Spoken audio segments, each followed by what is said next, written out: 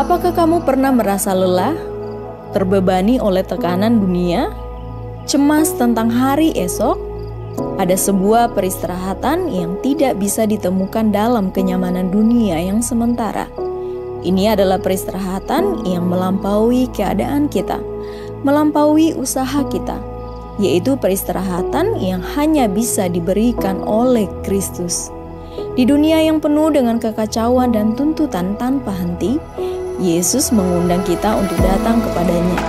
Datanglah kepadaku, semua yang letih lesu dan berbeban berat, dan aku akan memberi kelegaan kepadamu. Peristirahatan ini tidak ditemukan dalam usaha kita sendiri, tidak dalam pencarian kedamaian duniawi, tetapi dalam mempercayai karya Kristus yang sudah selesai. Dia telah melakukan apa yang kita tidak pernah bisa lakukan. Dia telah membayar harga dosa kita, menawarkan pengampunan dan damai sejahtera yang kekal. Jadi, letakkanlah bebanmu, kecemasanmu, ketakutanmu di dalam Kristus, sehingga kita menemukan peristirahatan yang sejati, bukan hanya untuk tubuh kita, tetapi juga untuk jiwa kita.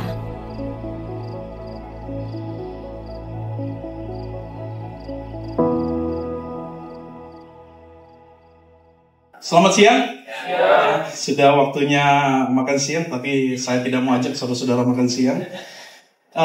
Perkenalkan, nama saya Jusak Alexander, saya youth pastor di GSJ Grogol, dan baru saja menyelesaikan tugas pelayanan sebagai wakil ketua DKMD dari DKI 2. Dan setelah purna tugas di DKMD, hari ini saya diminta untuk melayani di Departemen Misi Luar Negeri Gereja Sidang Jemaat Allah Indonesia.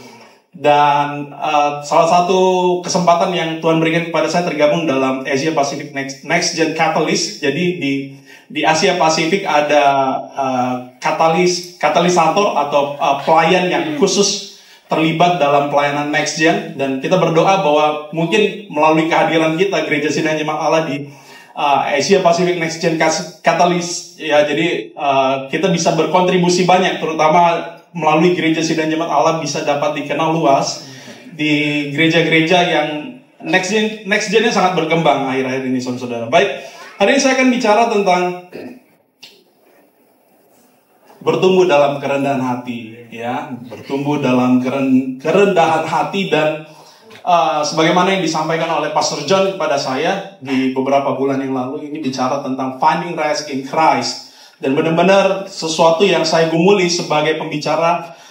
Karena apa? Karena sepanjang minggu ini saya sedang bergumul tentang pindahan rumah, teman-teman. Ya, pindahan rumah karena saya harus berpindah dari tempat yang lama ke tempat yang baru, dan itu sangat melelahkan. Dan saya katakan kepada Pastor John tadi, hari ini memang benar-benar I am finding rest in Christ. Karena apa? Hari ini saya benar-benar bisa rehat.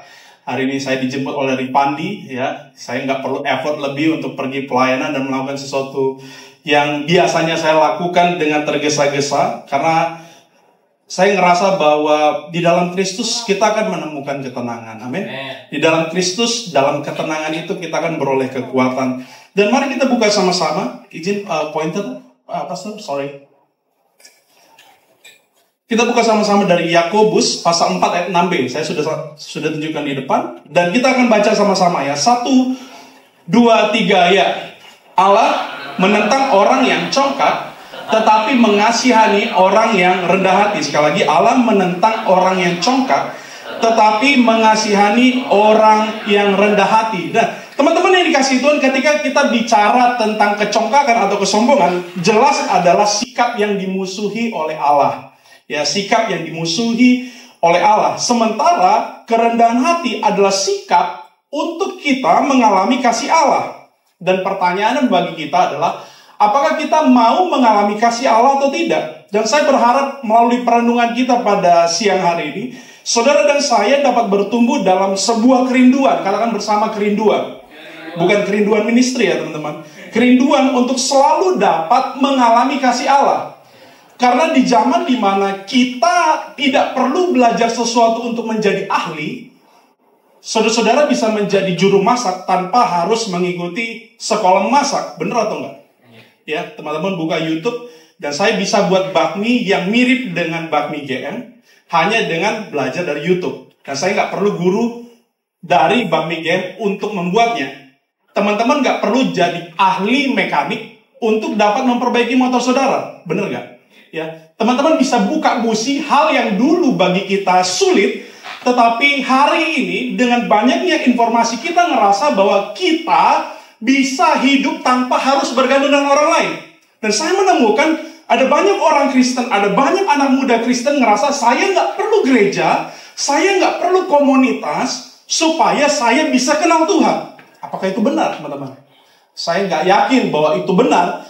Karena apa? Firman Tuhan berkata, janganlah kamu menjauhkan diri dari persekutuan-persekutuan yang dibiasakan oleh beberapa orang. Karena apa? Esensi dari perjumpaan kita dengan Tuhan itu bukan tentang kehadiran kita dalam gereja. Itu bukan tentang apakah agama kita Kristen dan kita harus pergi ke gereja setiap minggu. Tetapi ini adalah tentang bagaimana kita menjadi saluran berkat bagi orang lain juga. Amin, teman-teman.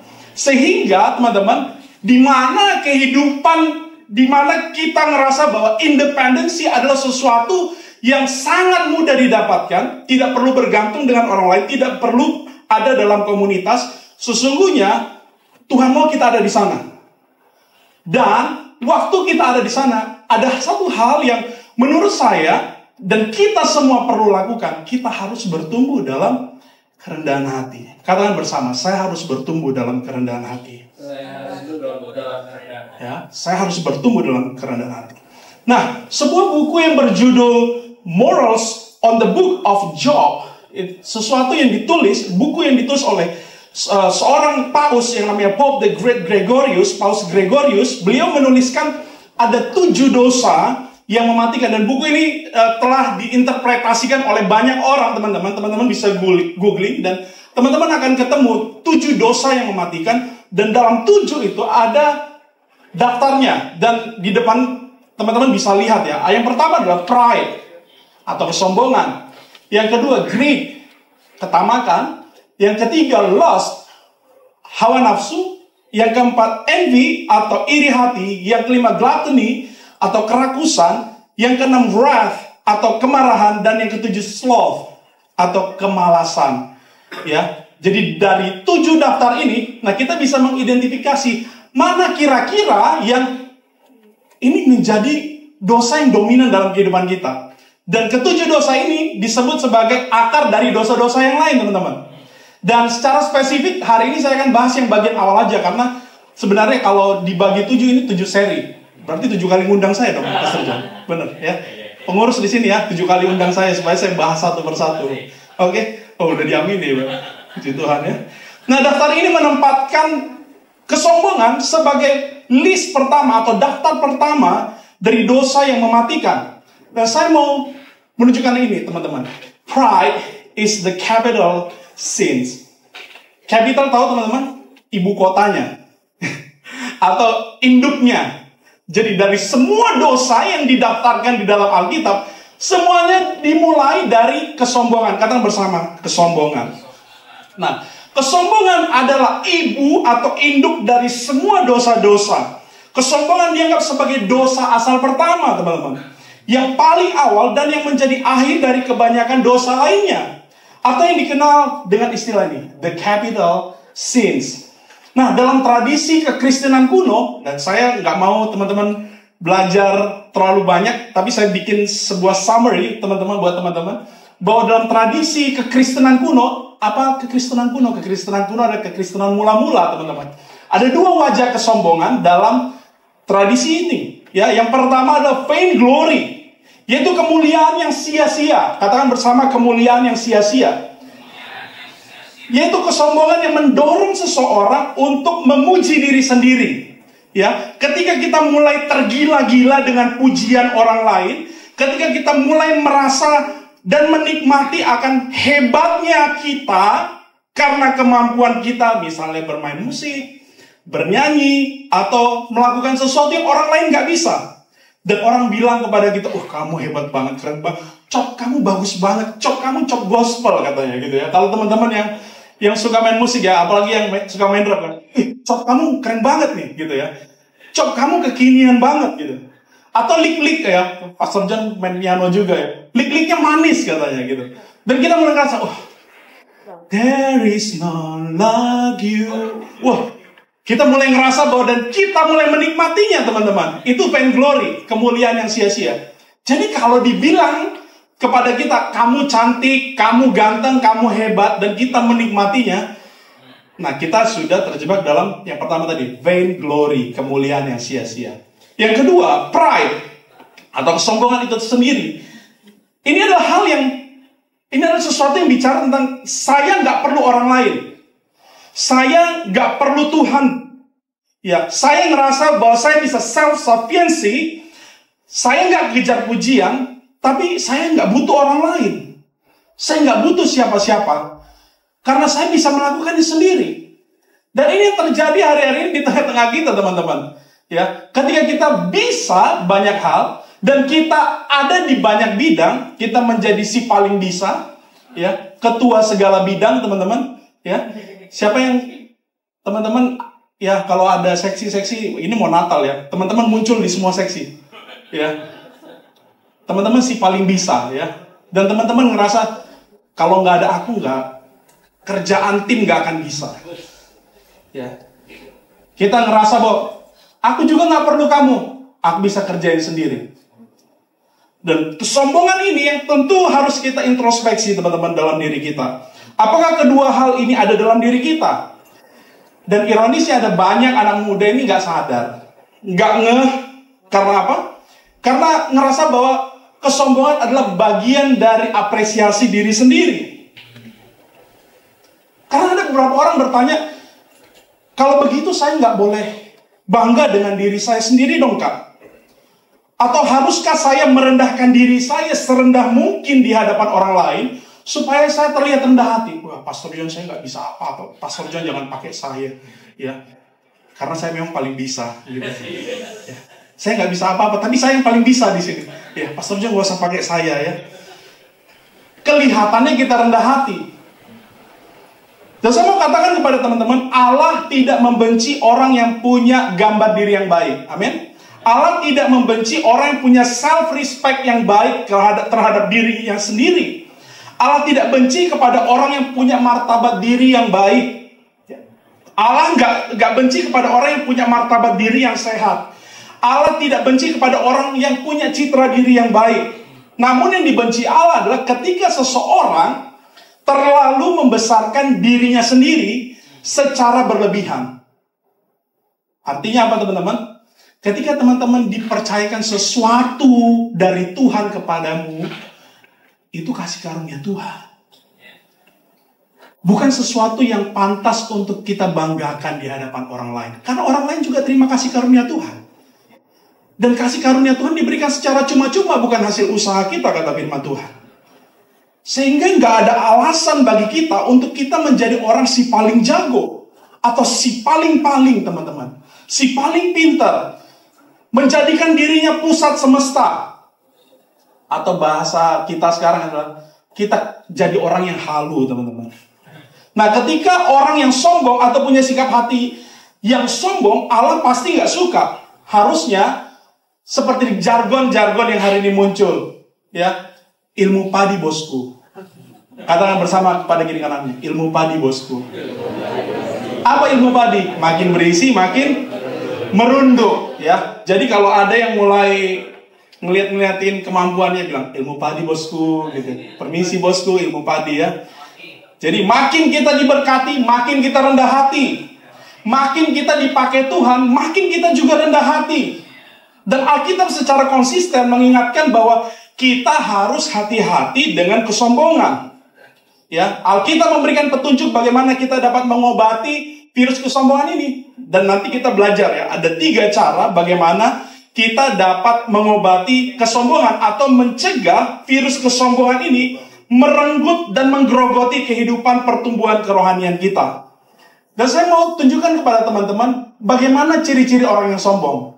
Mungkin ada di antara kita atau di sebelah kita, bisa dilihat dulu ya. Pertama, ciri-ciri dari orang yang sombong. Pertama, gelap hatinya.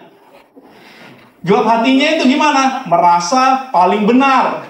tidak siap dikoreksi. Coba lihat. Atau kira-kira siapa yang nggak siap dikoreksi? Atau diri kita yang nggak siap dikoreksi? Ya, kita nggak siap dikoreksi. Tidak ada terang yang menerangi hati kita. Amsal 21 ayat 4. Nanti baca di rumah. Saya nggak baca di sini. Yang kedua, kurang ajar. Katakan bersama, kurang ajar.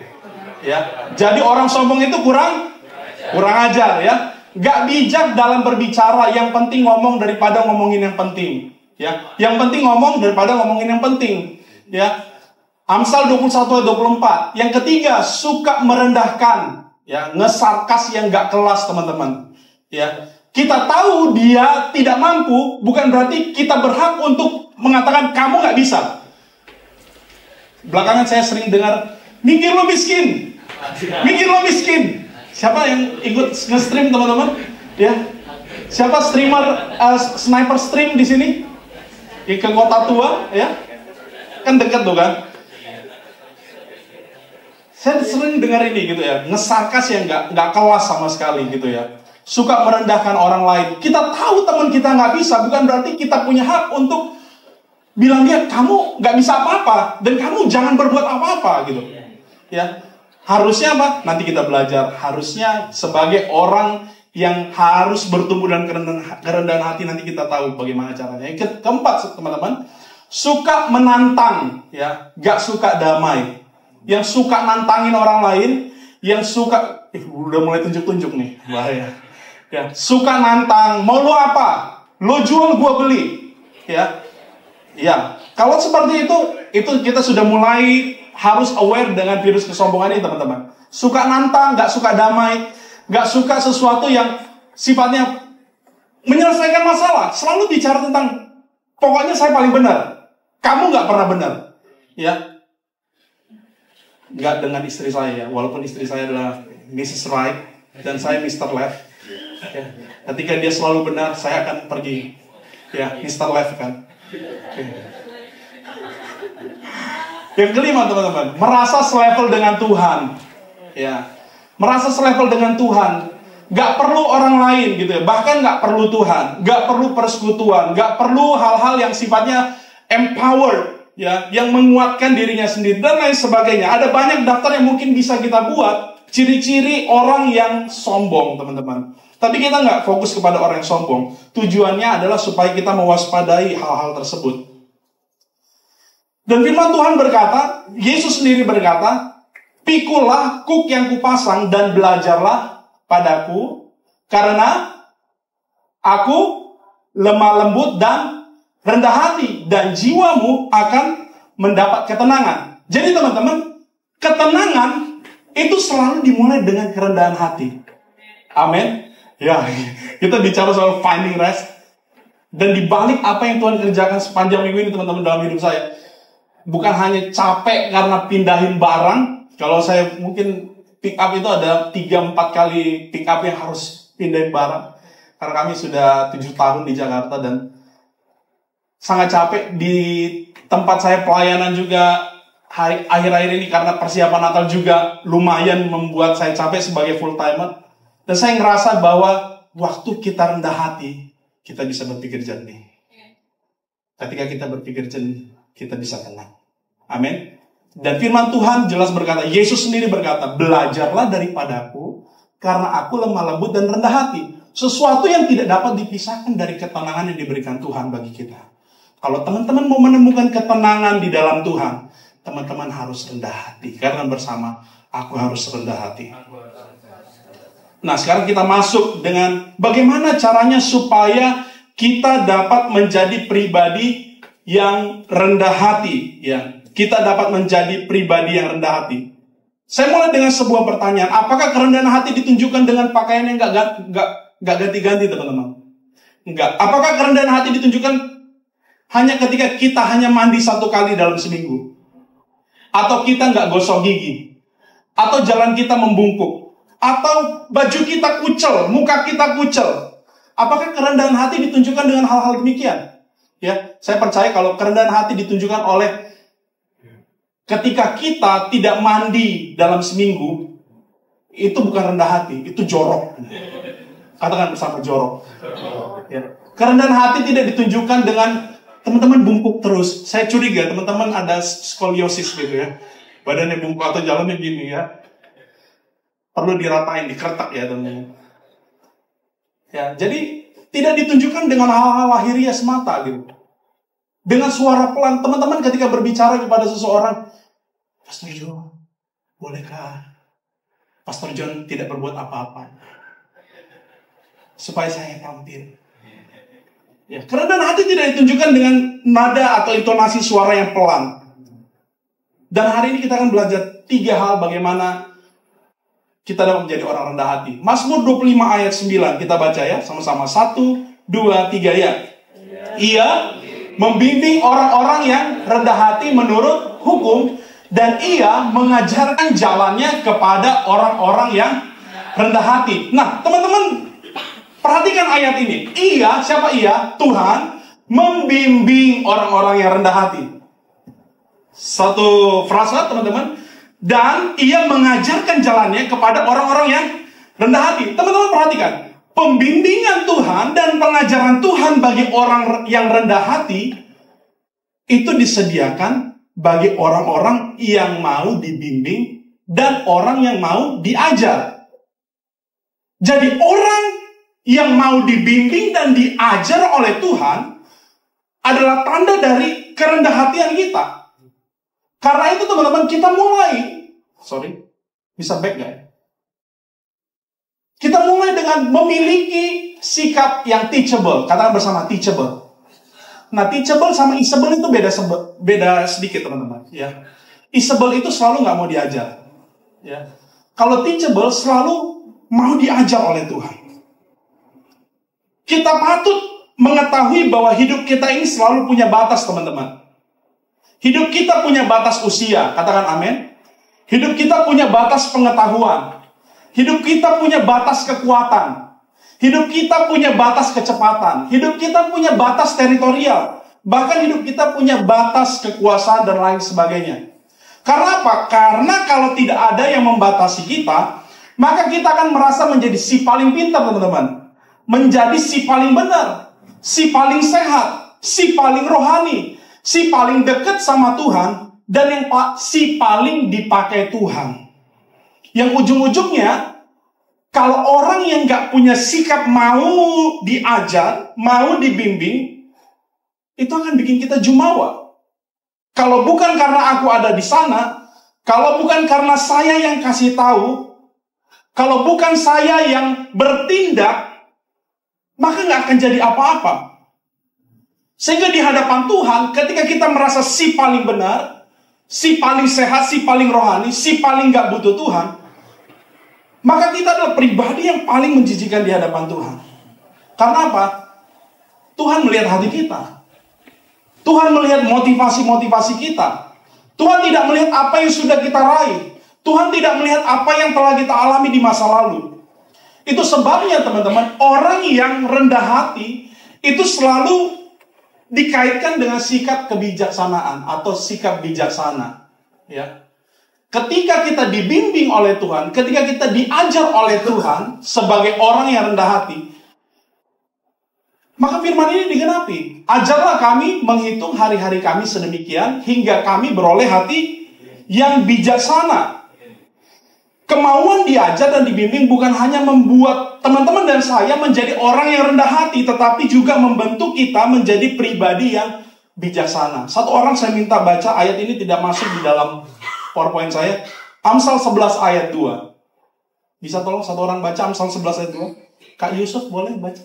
Oke, baik. Amsal 11 ayat 2. Jikalau keangkuhan tiba juga cemooh, tetapi hikmat ada pada orang yang rendah hati. Ya, jikalau keangkuhan tiba juga cemooh, tetapi hikmat ada pada orang yang rendah hati. Jadi teman-teman, kalau kita punya teachable heart, kalau kita mau dibimbing oleh Tuhan, kalau kita mau diajar oleh Tuhan, maka teman-teman akan menemukan jalan menuju hikmat tersebut. Teman-teman akan jalan menuju kebijaksanaan. Sesuatu yang sangat mahal, yang Alkitab catat, yang diberikan Tuhan kepada manusia, bukan harta benda, tetapi hikmat.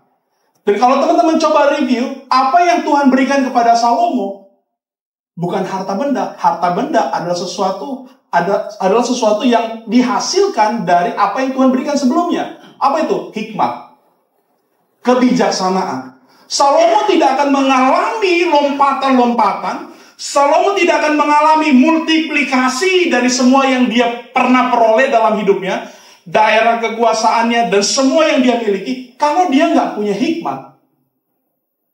Dan kalau teman-teman ikut sekolah minggu dengan baik, maka teman-teman akan melihat salah satu raja yang sukses, itulah adalah Raja Salomo yang pernah tercatat dalam Alkitab. Dan salah satu raja yang gagal juga. Karena apa? Di masanya kerajaan Israel terbagi menjadi dua. Teman-teman coba baca nanti di rumah ya, di bagian kitab Tawarik. Saya tidak menempatkan ini di PowerPoint, tapi dalam kitab 1 atau 2 Tawarik, ada satu ayat yang mengatakan bahwa ketika Salomo menerima hikmat Tuhan, ya, ketika Salomo menerima hikmat Tuhan, maka apa yang terjadi teman-teman? Tidak ada yang terlalu sulit bagi Salomo untuk dilakukan. Amin. Ketika teman-teman rendah hati, ganjarannya adalah hikmat dan kebijaksanaan. Waktu teman-teman punya hikmat dan kebijaksanaan, maka tidak ada yang terlalu sulit untuk teman-teman hadapi. Bos yang galak, tidak ada yang terlalu sulit untuk teman-teman hadapi. Dosen yang killer, tidak ada yang terlalu sulit untuk teman-teman hadapi. Ya. Orang-orang yang cuek dan gak mau kerjasama, tidak ada yang terlalu sulit ketika kita rendah hati. Karena apa? Tuhan kasih kita hikmat, kebijaksanaan. Dan saya mau highlight di bagian Tawarik itu, bahwa dalam bahasa Inggris sangat menarik ya. Nothing was too hard. Tidak ada yang terlalu sukar bagi Salomo ketika dia dipimpin dalam hikmat Tuhan. Teman-teman, hidupmu sulit hari ini? Hidupmu sukar hari ini? Teman-teman sulit dapat jodoh? Rendahkan dirimu. Amin. Bukan diskon dirimu. Amin. Ya. Kalau teman-teman sulit ngerasa dapat pekerjaan hari ini, saya youth pastor teman-teman. Saya ketemu dengan teman-teman yang sedang bergumul mencari pekerjaan dan pengen langsung jabatannya tinggi, teman-teman. Gajinya mau langsung 2 digit tapi kerjaan minimalis. Ya, saya juga mau sih pekerjaan minimalis, gaji 2 digit ya. 2 digit di depan, bukan 2 digit ya. Cuman 2 digit aja, enggak. 2 digitnya di depan gitu ya. 10 juta, 20 juta, 50 juta, seberapa, dan lain sebagainya. Ya, saya bilang gitu, teman-teman. Rendah hati mulai dari hal yang kecil. Amin. Ya. Ketika kita mulai dari hal-hal yang kecil Tuhan percayakan bagi kita. Sama seperti para penerima talenta. Kalau dia hanya mikir, cuman segini yang Tuhan kasih, dan dia nggak kerjakan, akhirnya apa? Yang satu itu, pergilah hamba yang jahat katanya. Tapi ketika kita dipercayakan talenta berapapun itu, dan kita mengerjakannya, maka teman-teman akan lihat, tidak ada yang terlalu sukar untuk berkat Tuhan datang dalam hidup. Amin. Ya, Salomo tidak perlu effort yang lebih untuk menerima berkat-berkat dan kelimpahan. Saya bukan penganut teologi kemakmuran. Saya bukan penganut, saya mau kaya, tapi hidup itu tidak selalu bicara tentang kekayaan. Tapi saya percaya ketika Tuhan tuntun kita, di sana Tuhan sediakan bagi kita. Amin. Itu sebabnya kita perlu hikmat Tuhan. Miliki teachable heart, teachable spirit. Mau diajar. Kalau teman-teman diajar dan diajak untuk masuk ke konsep e-group di sini ya. E-group ya, saya baca tadi e-group, saya memperhatikan detail. Ikutlah teman-teman, maulah dibimbing di sana gitu.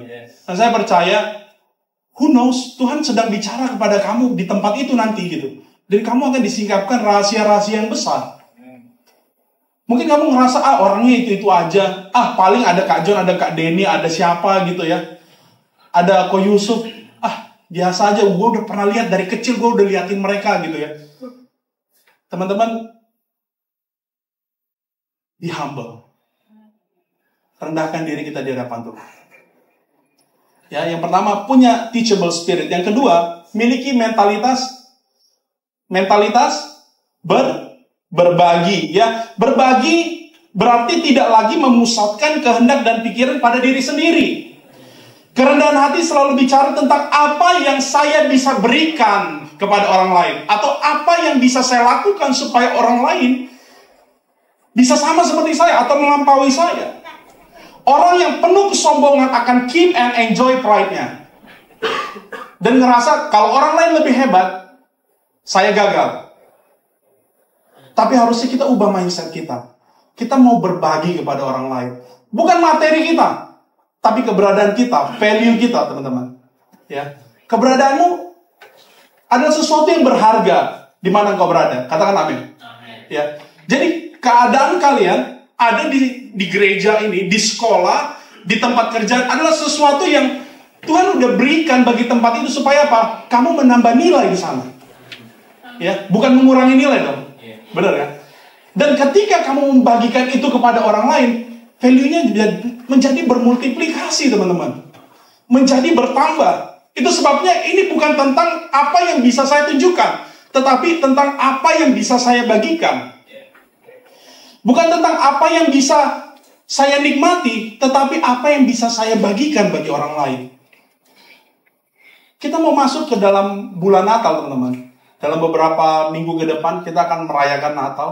Dan ayat ini menjadi refleksi bagi kita. Bagaimana Tuhan sendiri ya merendahkan dirinya untuk membagikan sesuatu yang kita nggak punya. The eternal life. Sesuatu yang kita tidak sendiri bisa hasilkan, yaitu kehidupan dan keselamatan itu sendiri. Filipi 2 ayat 5-9, firman Tuhan berkata, hendaklah kamu dalam hidupmu bersama, ya, hidup bersama, menaruh pikiran dan perasaan yang terdapat juga dalam Kristus Yesus. Itu apa? Segala sesuatunya bersumber dari Kristus, inspirasi kita bersumber dari Kristus, yang walaupun dalam rupa Allah, tidak menganggap kesetaraan dengan Allah itu sebagai milik yang harus dipertahankan. Bagi saya, seseorang yang punya privilege itu sesuatu yang sangat luar biasa, teman-teman. Dan saya nggak mau ganggu itu. Kalau teman-teman punya privilege, saya nggak akan ngerasa iri dengan teman-teman. Karena apa? Itu sesuatu yang teman-teman sudah pasti dapatkan. Tapi Kristus, dia sudah punya privilege dalam kemuliaan dan dalam kekekalan. Sebagai manusia, saya berhak untuk berpikir, Kristus nggak harus berbagi kemuliaannya. Sebagai manusia, kita mungkin bisa berpikir bahwa Kristus harusnya udah enjoy dong. Saya ketemu dengan anak-anak muda yang Kristen, yang kritis, teman-teman, anak muda Kristen yang kritis, dan mereka berkata, kenapa sih Yesus harus datang ke dunia? Kan udah enak tuh di surga dalam kemuliaan. Kalau memang manusia harus mati, mati aja gitu kan, bisa diciptain lagi manusianya. Tinggal diajarin aja hidup yang benar gimana dan lain sebagainya. Tetapi tidak sesederhana itu, teman-teman. Kita punya kecenderungan berbuat dosa, kita punya kelemahan-kelemahan yang membuat kita secara value itu tergerus, ya, terdegradasi, sehingga apa yang terjadi? Kita perlu Dia yang dalam kemuliaannya memberikan value itu kepada kita, nilai itu, menambah nilai itu bagi kita. Sehingga yang Dia dalam rupa Allah tidak menganggap kesetaraan dengan Allah sebagai milik yang harus dipertahankan. Dia nggak enjoy, dia nggak keep pride-nya sebagai Allah. Tetapi apa kata firman Tuhan? Melainkan telah mengosongkan dirinya. Dia nggak kasih setengah. He give it all to you. Amin. Yesus sudah kasih semuanya buat kita. Masa hari ini kita diminta Tuhan jadi berkat buat sesama, kita nggak mau.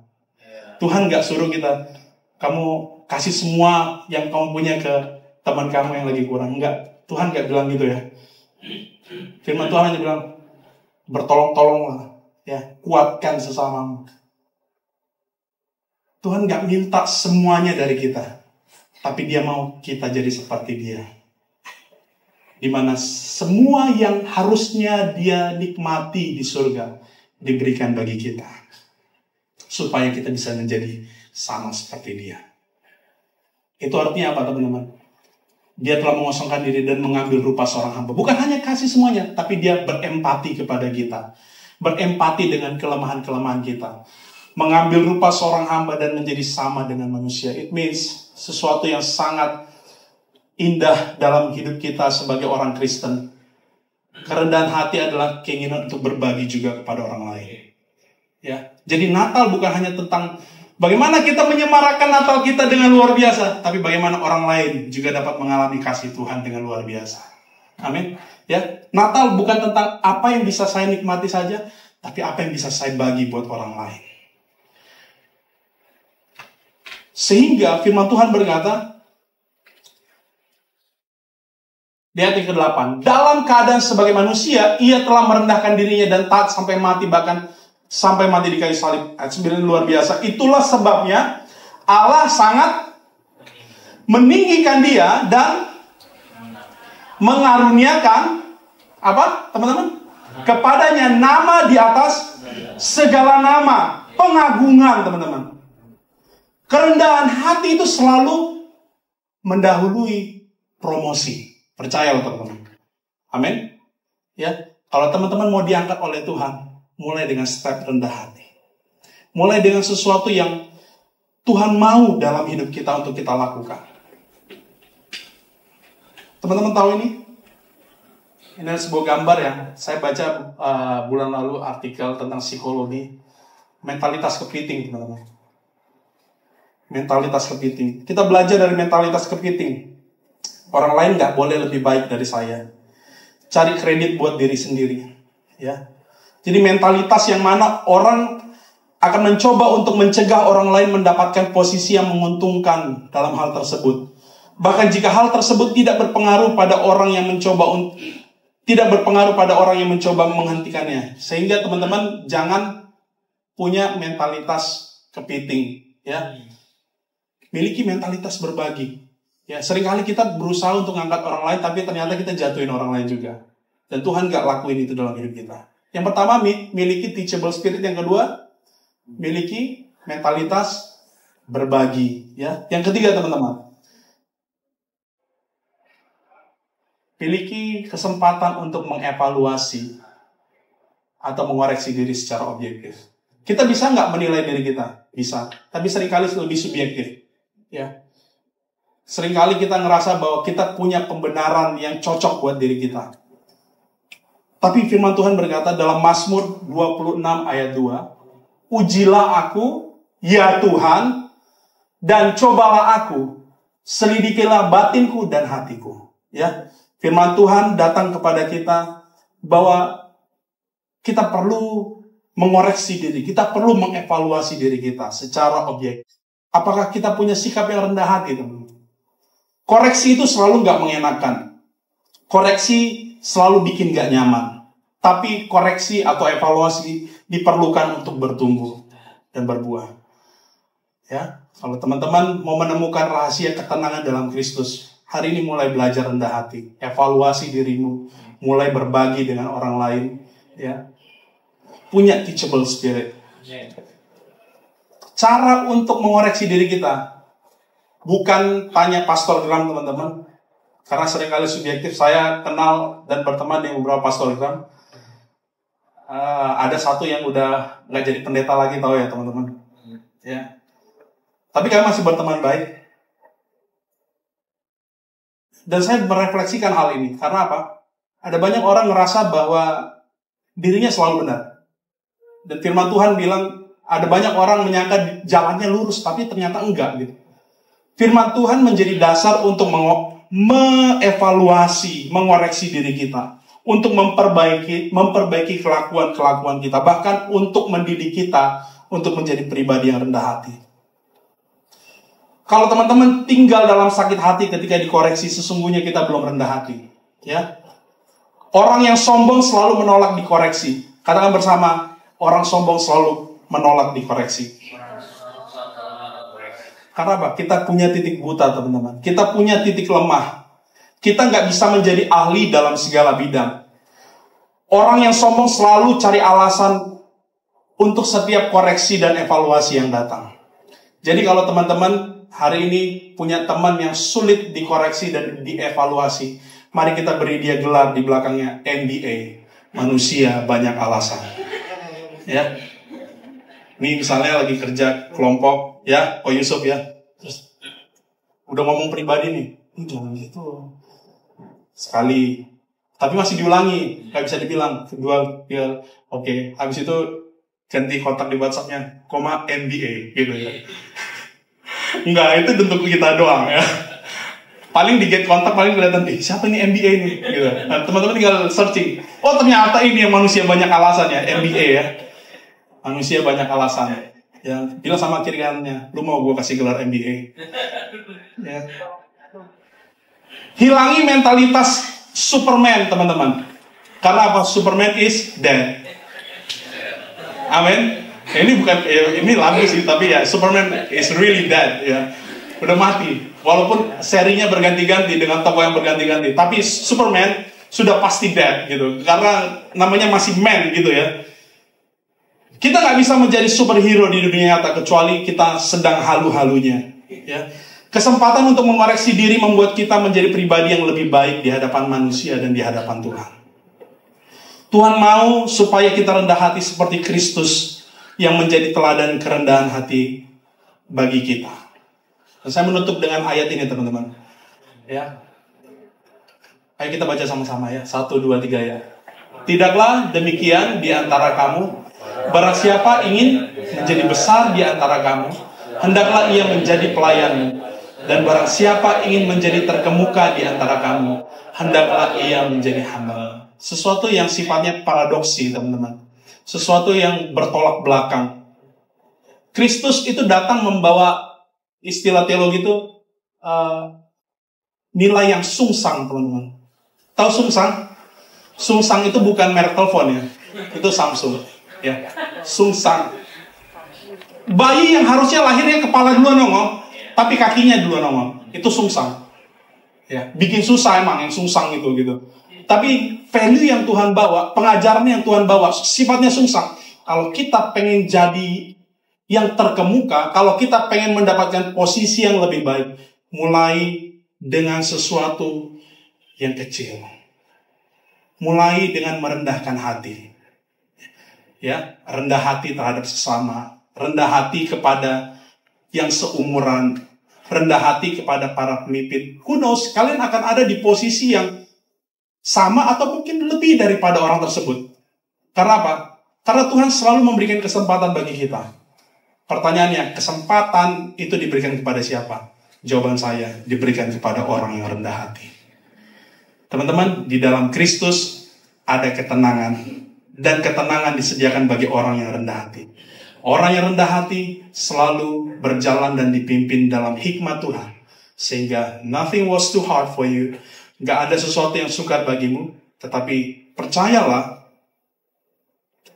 ketika tidak ada yang sukar bagimu, Tuhan akan datang dengan bonus-bonusnya dalam hidupmu. Teman-teman mau bonus? Ya, karena itu renungkan firman Tuhan pada sore atau siang hari ini. Saya ngerasa kayak udah 3 jam khotbah ya. Karena udah ada yang gini-gini. Baik, saya undang pemain musik dan worship leader maju ke depan.